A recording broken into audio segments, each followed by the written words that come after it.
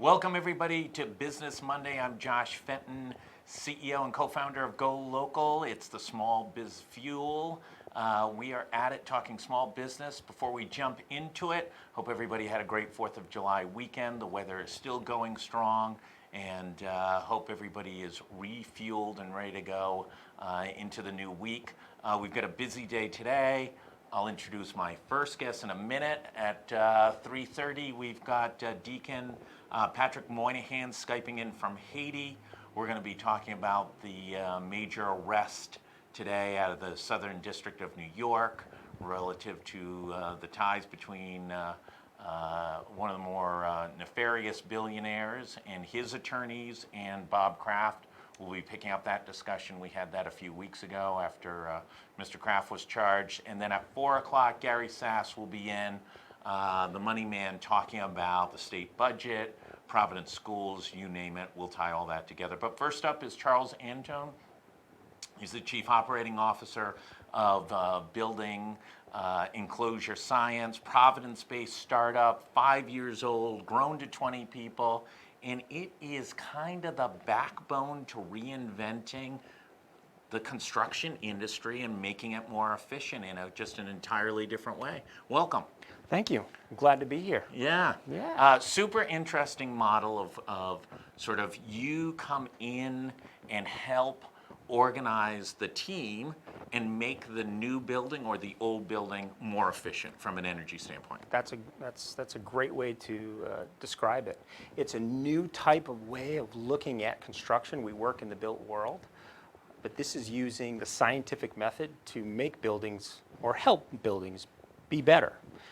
We often work for owners. We work for Amica, Brown University, Partners Healthcare, TD Garden, Rose Wharf, to name a few. We have about 157 active projects at any given time. Wow. The field itself has exploded. You can imagine everyone doesn't want their window to leak or their roof to fail.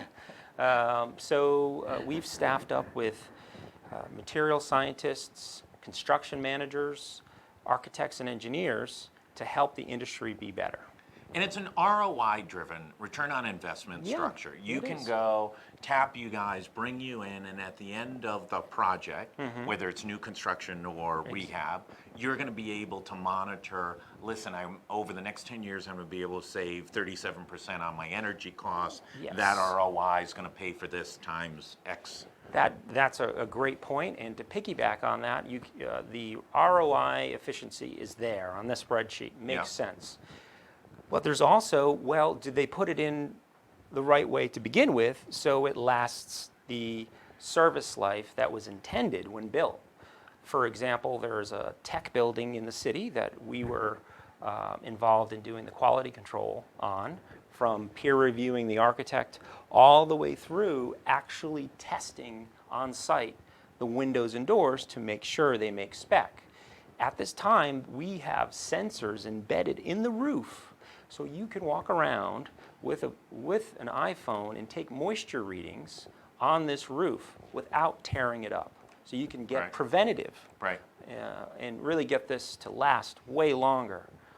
Because as we all know, in construction, there's a lot of inefficiency. I mean, everyone wants to do the best they can, but we're still building things by hand. So we're helping to push that bar. You know, you mentioned it before we came on, we're building the same way as we did 5,000 years ago. Yes. Drywall is drywall, right? And brickwork is brickwork. Doing it by hand. Literally doing it by hand. Do you see that changing? Do you see automation, AI, transforming the building trades industry, that it's going to be significantly different? That's a multi-billion-dollar industry. And I could tell you, as I have friends in the built world who are starting tech companies, starting sensor companies to move that bar of construction. Now, knowing what we know about our phones or our cars or how efficient it is to have robots build things versus someone build it by hand, the world of construction has actually gone down in the last couple decades, believe it or not. It's around 38% efficient compared to your phone, which is in the high 90s when you add up the resources and time and cost. So just say that slightly differently. The building of structures is less efficient than it was a decade Years ago, yes. And I'll tell- what's the factor on impacting that? Well, skill set of workers? Yeah, well, now I'm going to get into my best guess, okay? Yeah. But And you're a mathematician. I am a So mathematician. you really don't guess, you just compute. Yes, Right. I'm a walking computer. So here I am computing. And my guess is the complexity of buildings has gone up. The expectations of the space, and that sounds flowery, but it's essentially no one wants a water leak anymore. Right. No one is okay with a drafty window. All the way through to the Class A office space down to a residential unit that's being turned over. So the expectations of space is higher, the complexity of building is higher, meaning architects and designers have a whole host of different things they can choose from, different products always coming to the market. It's the same with shoes, right? There's unending amounts of shoes. The same thing for windows. There's an unending amount of windows. But we've lost our ornate. We've lost our detail. Yes. Everything's glass and steel. Isn't that simpler, easier? No, it is not. It is far more complex to get right, okay? And then the last thing which you already automatically went to is, well, how many of our family members are going into construction trades? Right.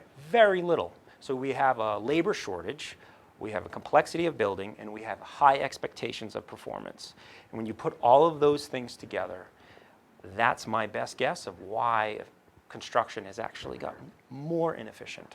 So when you in your firm, are you looking, what's your dream project? Are you looking to assist with the new construction of, and I'm going to just use hypotheticals, Fane Tower, and be able to assist Jason Fane and his team in building that building? Or do you look at the Superman building, which is probably $100 to $120 million rehab project, and go, oh my God, that's nirvana, right? That's the Right. greatest gift we could ever Yes. get, because that building is a disaster inside and out. It is. So Yeah. which is more of the motivating factor, and which creates the greater opportunity for you to deliver ROI to the owner? That is a great question. Well, the ROI for New England is always going to be fix the building you have. Yeah. We don't have much real estate. We have. We don't have any land. We don't have any land. We have a lot of government per capita. So Right. you put all those things together, and it's not like South Florida or parts of Texas where you're bulldozing acres. Can always fill a swamp down there. Exactly. Right. So but personally, I like both, and Yeah. we've built the company for both.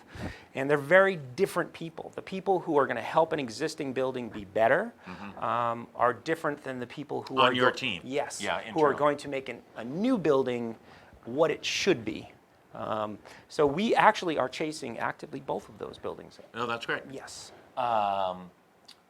Good luck on that one. Thank you. We'll do our best. You've grown quickly. You're Yes. going on your 6th year, started in 13, in a bedroom, child's bedroom in the basement of your... it's an of older your- it's an older child, right? Okay. So my partner and I, we've known wasn't it- around the crib or no, anything no. like that. So my partner and I started the firm November 2013, and it's the myth of the startup. We started it in his son's bedroom while his son was in college. He lives here in Providence. Has his son demanded any ownership interest for the use of his Not room? yet, but he's waiting until we're worth a lot. Right, Right? yeah, that's right.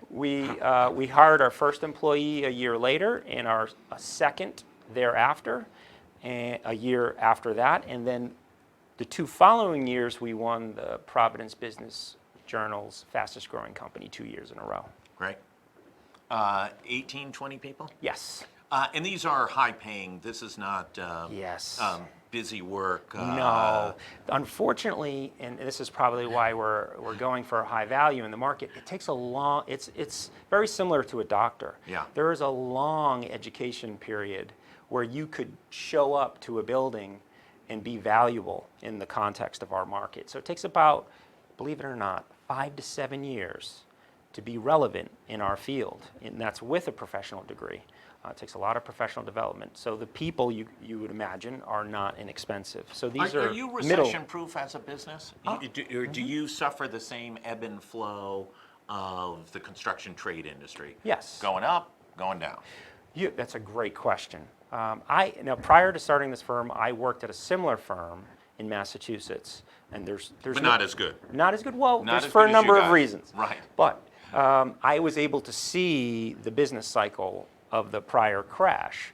It depends on what you're working on. I could tell you right now we are blessed with work that is mostly recession-proof. If you were going to say, let's just focus on things that are tied to the retail sector, which is typically the first things to correct in a business cycle. We're working mostly on higher education. We're working Healthcare. on healthcare. And of the higher education, we're working on engineering and tech buildings. We're working for drug manufacturers. We're working for owners who Legal drug manufacturers. Yes. Okay. Not in Rhode Island. Yes. And Not a cartel in. no. Okay. No grow houses. So if the cycle did change, like a lot are predicting, we'd still be working on the core systems of our society. You've worked on Providence City Hall. Yes. I once worked in that building. I was a city councilman. Yes. And that building is 100 and something years old. Yes. It's right out of Gotham City. Yes. It is complex, ornate. Beautiful. Yes, dark and gloomy in many ways. Yep. And every 10 years, some mayor or someone comes and says, we're going to preserve the architectural integrity of it, and spends millions of dollars, and then the building's left alone, and then there's Right. leaks in the roof, and the archivist says all our most fabulous records are being destroyed. Talk about the complexity of dealing with an edifice like that.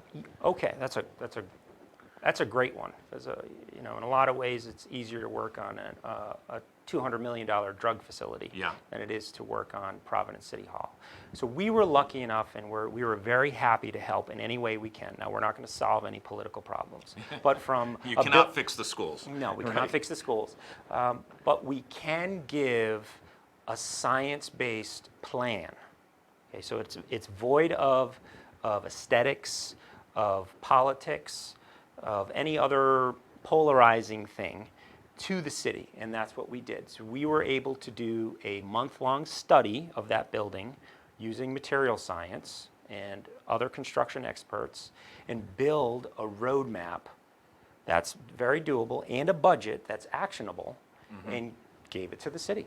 Yeah. Now it's up to them on what to do next, but we did break it into phases, and the way we give recommendations that might be different than the more traditional method is we're going to look at, well, what's constructible, what is the highest priority. So of all these problems on this building that can be very overwhelming, you could actually aggregate them to say, well, this one is more important than that one. If you look at limited resources and the fact that XYZ part of the building is going to ruin the rest of the building. Right, you've got to make sure that it has structural integrity. Yes. That the water leakage is not damaging the integrity of the building. Yes. Well, I mean, it's interesting. The old buildings were built to leak, in a sense, from a structural standpoint. So that's not the biggest worry, but we do look at the structural condition of a building as well as the condition of the envelope. So that's the roof, the cladding, and the foundation. When I served 91 to 95, I don't know, maybe 7 or 8 years earlier, they had redone the city council chamber. They had not redone the roof. Of course, the beautiful ornate painting and wallpaper was then damaged as the roof leaked, and it seemed a little bit like maybe the prioritization was not in the correct So order. you have the best intentions, but it's just opposite of what you'd need to do to actually adjust the building. That's a great point, and that's one we're always pushing. We're saying, let's get in there and figure out what's wrong before you renovate the interior. But human nature is to fix what they see, Right. And you throw resources at it. We were also on the State Building. On the State House? Yes, on the Senate Dome. So we were brought in to do an evaluation of the Senate Dome before any resources were allocated, to give an opinion, a report on why is it cracking, what to do about it cracking, and so forth. So that's another great example of us. My partner and I have moved from Providence, but I lived in Providence for a decade, and he lives in Providence. We both had this ultralistic drive to start the business in Providence to service this area. Yeah. This area did not have anything like this. There were other competitors of ours that were all out of Massachusetts. And we spent the first 8 months educating the market. Now we're now fast, that 8-month, which was a lot of money, but it was worth it, that 8-month investment with the local owners, mostly, has paid off in spades. Do folks know you? I know you're involved with Supply RI out of Commerce, which is trying to connect some of the larger businesses in Rhode Island with local resources. Brown knows you. Does RISD know you? Does all the other universities? Does Gilbane tap you? Yes. Et cetera, et cetera. And what's been the success in being able to create this network to be able to drive the pipeline and to keep you guys growing and flowing? I'm glad you brought that up. Supply RI and the Commerce Corporation has been fantastic. Supply RI. By the way, you feel free to bash them. I encourage anybody to let loose on them. I called Brian 7 times, he didn't call me back. They've actually been very accessible for us. The challenge with us is we're kind of complicated to explain. Right. So it's really been a slow burn. Once they've helped us with networking and getting exposure with those local companies that you brought up. So we are working with or for Gilbane. We are working for RISD right now on 2 projects that they're actively doing in the city. And one of the larger clients that we picked up through the Supply RI program was Amica. Right. And Amica, which is representative of a lot of other companies, a lot of great companies in this region, just didn't even know something like us existed. And when you're a facility manager, whether it's an insurance company or an educational facility, you're stuck with trying to solve all the problems of all these buildings, there's a lot if you're in charge of a whole campus, by just hiring contractors and hoping. And contractors will do their best, but you're not getting a non-biased third-party opinion. So it's been a lifesaver for them so far, and they've been, there's no wood, but they've been very happy with us. But it's been great. And to answer, well, how do we get in front of those clients?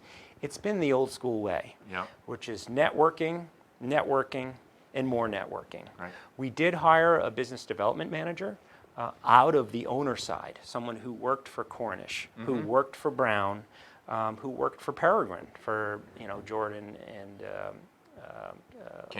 Jordan Kane, and who's also a client of ours.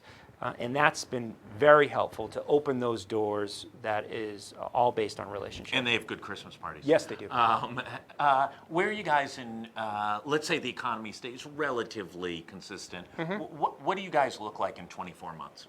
In 24 months, we're closer to 25 people. Yeah. And why do we need to be that big? Well, the demand is that high at this point. So we're actively interviewing. We have a great relationship with URI, with Brown, with New England Tech. I'm forming one with Salve Regina. They have an engineering partnership with another school. And are you getting the quality of early grads coming over that you need?